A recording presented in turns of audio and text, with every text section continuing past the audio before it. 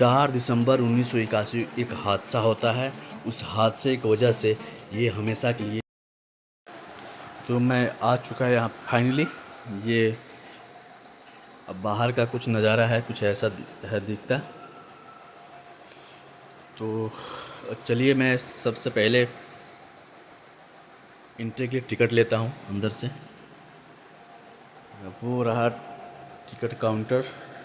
यहाँ पे बोर्ड लगा है कि यहाँ से ले सकते हैं टिकट, और आपका कुछ एक्स्ट्रा अगर मतलब बैगेज है तो भी आप यहाँ रख सकते हैं।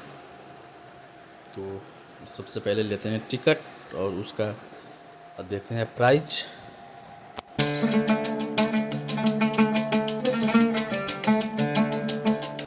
तो इंडियंस के लिए है ऑनलाइन 35 का है और ऑफलाइन 40 का है।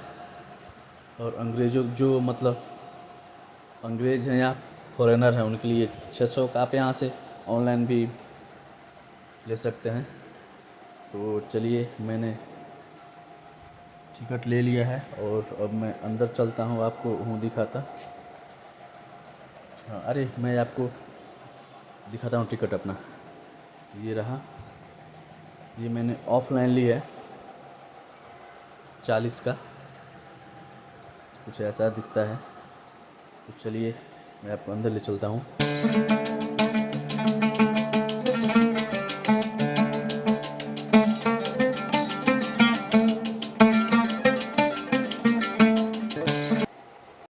तो मैं अंदर आ चुका हूँ और इस कैंपस के अंदर इतनी सारी चीज़ें हैं। मैं आपको एक एक इसमें से करके दिखाऊंगा। यहाँ पे इसका मैप है कि कहाँ पे क्या है, और जो लोग इसको हैं तो आपको दिखाते हैं कुतुब मीनार। ये देखिए शानदार। 1199 में कुतुबुद्दीन ऐबक ने इसकी नींव रखी और उसका दामाद इल्तुतमिश ने इसको आगे मतलब बढ़ाया। तो चलिए मैं आपको इसके पास से दिखाता हूँ। और ये ईंटों से बना इकलौता ऐसा इतना ऊंचा मीनार है। और ये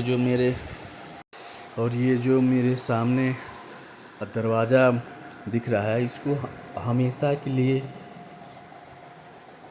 बंद कर दिया गया, क्योंकि 4 दिसंबर 1981 को एक हादसा होता है जिसमें कुछ स्कूली छात्रों की डेथ हो जाती है। जब वो ऊपर चढ़ रहे थे, ऊपर सबसे ऊपरी मंजिल पे, फिर लाइट चली जाती है जिसकी वजह से उनका हो जाता है डेथ। उसके बाद इसको कुतुब मीनार इस्लामिक और हिंदू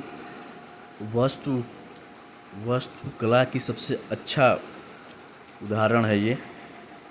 और यूनेस्को ने इसको 1993 में इसको विश्व स्थल के रूप में चिन्हित किया।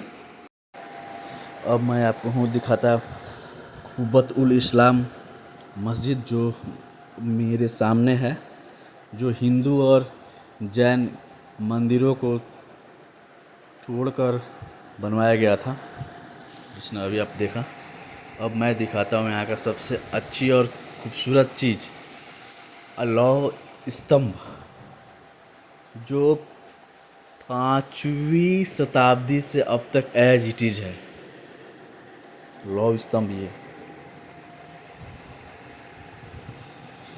कितने रिसर्च हुए IIM से कि ऐसा क्यों है, लेकिन एज इट इज़ है। ये सबसे अच्छी चीज़ मुझे यहाँ लगी।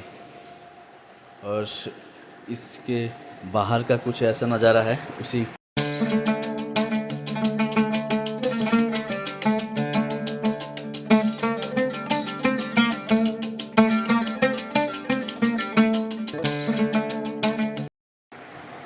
ये देखिए यहाँ पे मूर्तियाँ हैं जिन मंदिरों को तोड़ के बनवाया गया था।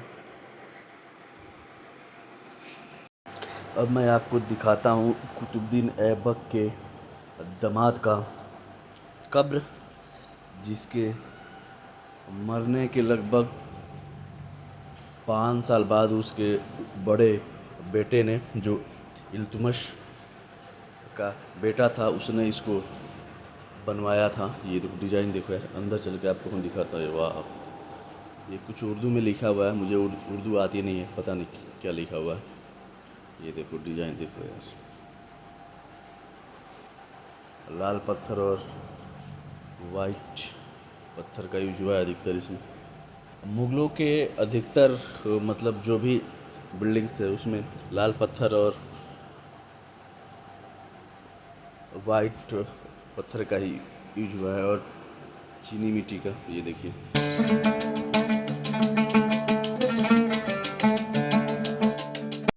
अब मैं आपको दिखाता हूँ अलाई मीनार, जो अलाउद्दीन खिलजी का ड्रीम था कि वो कुतुब मीनार से बेहतर मीनार बनवाए।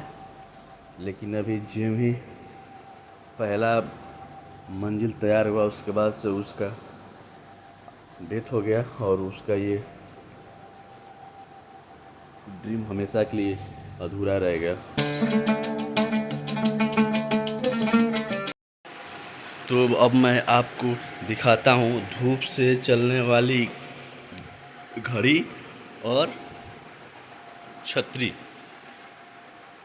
1803 में एक बार भूकंप आता है, जिसकी वजह से कुतुब मीनार का जो ऊपरी हिस्सा होता है वो टूट जाता है। स्मिथ नाम का एक अंग्रेज रहता है, जो 1828 में उसके ऊपरी हिस्सा को ठीक करता है, पर वो हो नहीं पाता है, वो उससे भी अधिक खराब कर देता है। उसका बहुत भारी मतलब बहुत भारी उसका मतलब विरोध होता है, तो वो उसको हटा देता है। हटाने के बाद उसको उठा के यहाँ रख दिया जाता है उसके स्मृति में। और अब मैं आपको हूँ दिखाता सबसे यूनिक चीज़, धूप से चलने वाली घड़ी।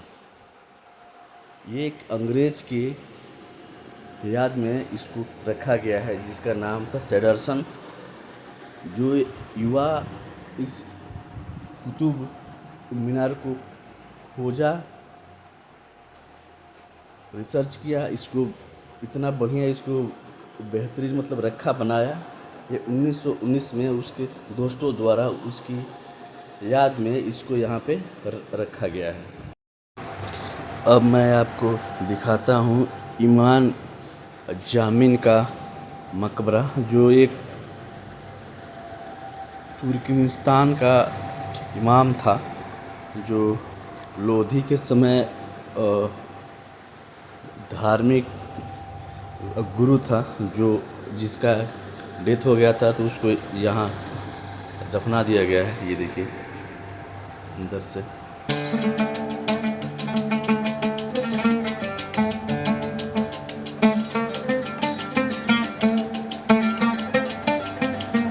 ऊपर देखिए कितना ही शानदार बनाया गया है। तो ये देखिए, ये किसी भगवान की मूर्ति है, जो अभी भी ऐसी स्थिति में, ये शायद गणेश भगवान की मूर्ति है। ये देखो यार, कितना ही शानदार डिजाइन है, कितना ही अच्छा लग रहा है। और ये यहाँ भी किसी की मूर्ति है, यहाँ भी सारे ऊपर 1600 साल का इतिहास है। ये इतना पुराना है।